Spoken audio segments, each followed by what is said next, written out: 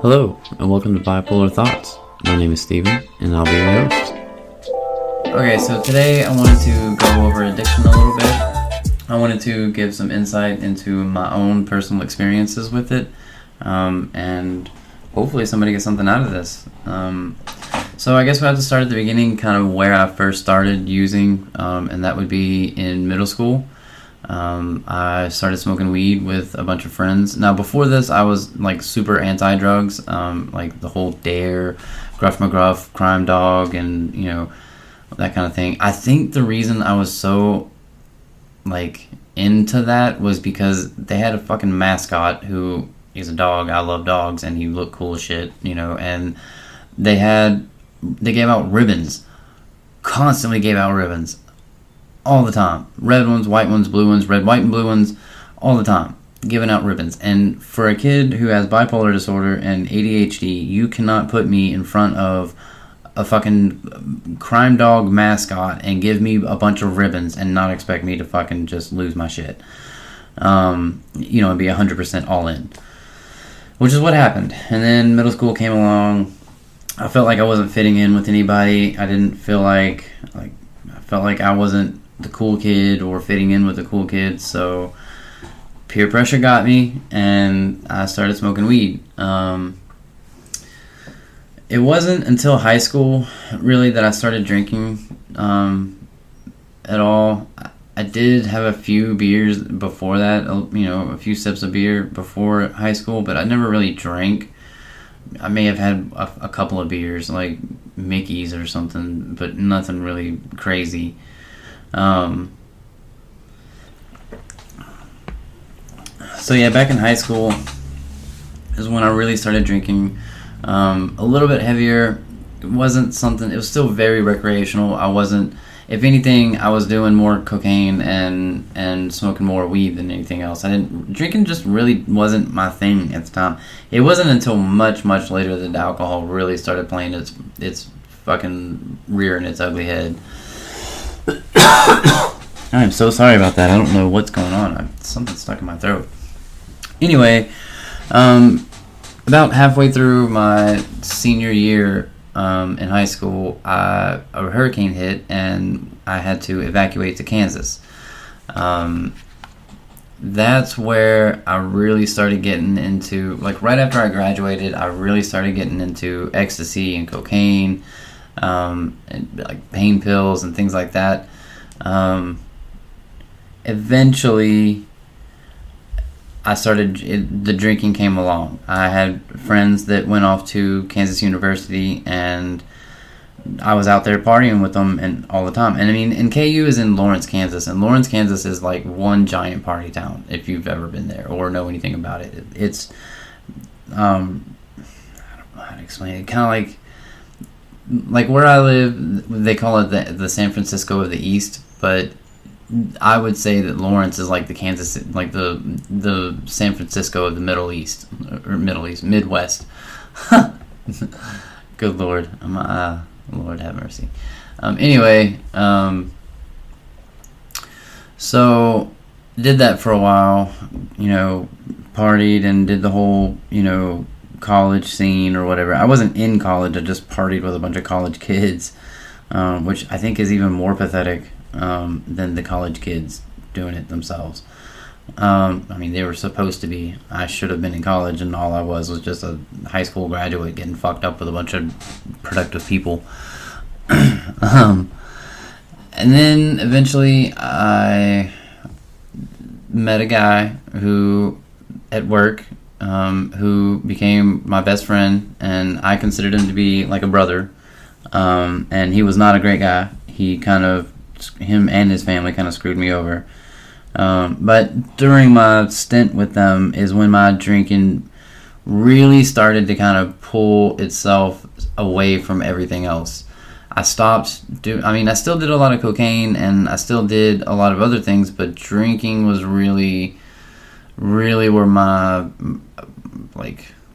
that's where I really got my rocks off, that, so to speak. That's, again, I still smoked a lot of weed, and that was like my main thing, but alcohol had definitely started to, like I said, rear its ugly little head at this point, and I was drinking a lot. I mean, we were drinking handles of like $10 handles of cheap ass vodka, like Russian vodka, where it was written in Russian on the bottle, like not one fucking American word on this whole bottle. It was ridiculous. But I mean, and I would get blackout drunk, and do things that I never would do. I would never do them sober. Never do them sober. Like, I tried to fight an old lady once. I took a dog, dipped it in green paint, and then rubbed it all over my body. Like, fucking just dumb shit. And, like, I feel bad for that dog because I ended up giving it a bath. And, I mean, luckily, the paint was, like, water-soluble or whatever, so it just washed right out. And the dog loved it, actually, because it got a bath, and it really liked those. But, anyway, that's neither here nor there. And, anyway, I just wanted you to know I'm not, like, completely a dickhead to animals. I have a dog, and we're best friends. But anyway, so we were drinking this nasty vodka and tequila, Jose Cuervo. Those were my two drinks. Beer, yeah, but that was more for like beer pong and shit. So we stuck mostly to the liquor.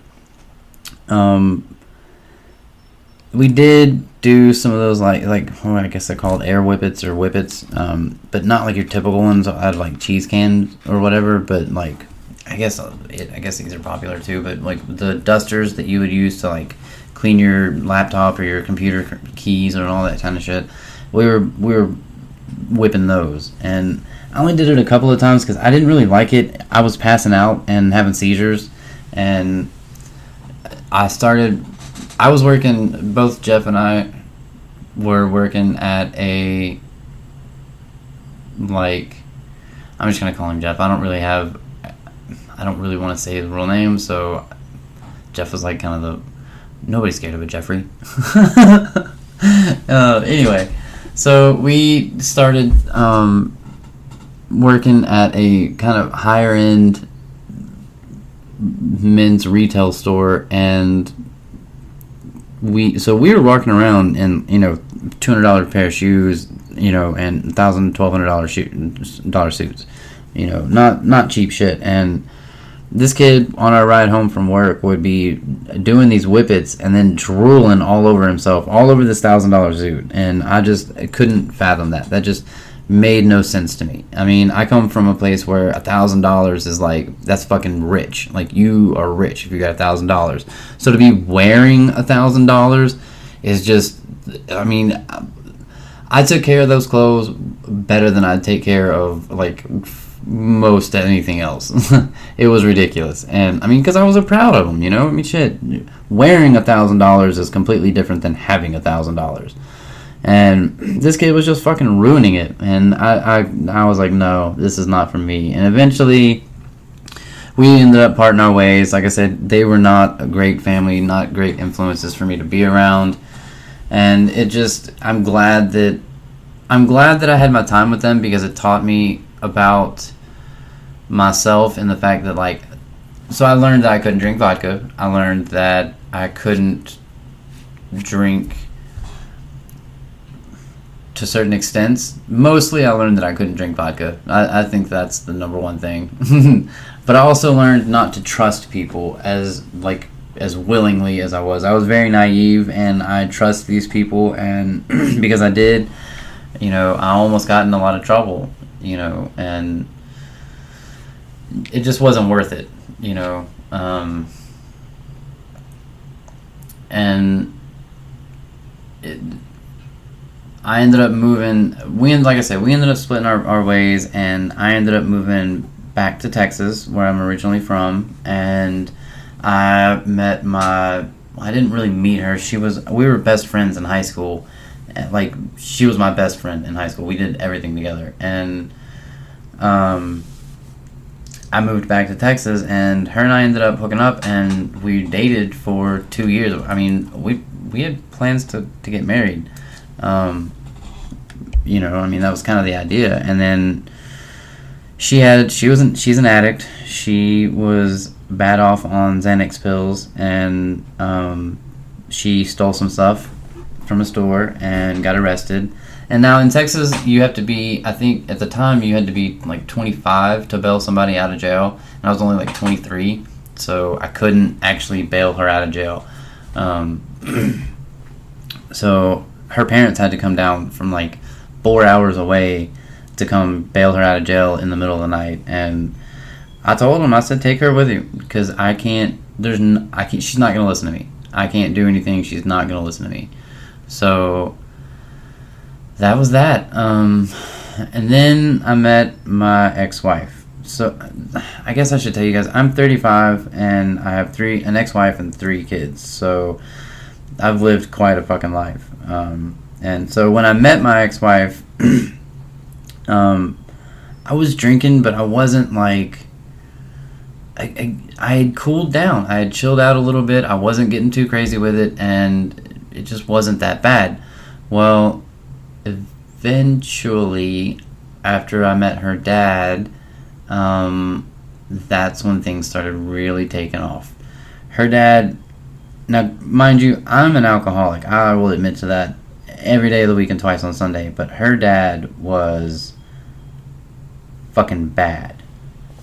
And so I met her, and then her dad, and he was something else. He is like a real, I mean, I'm an alcoholic, don't get me wrong, and I'll admit to that, and I'll own that every day of the week and twice on Sunday. But this man made me look like a fucking saint. I mean, it was bad. He was real bad. But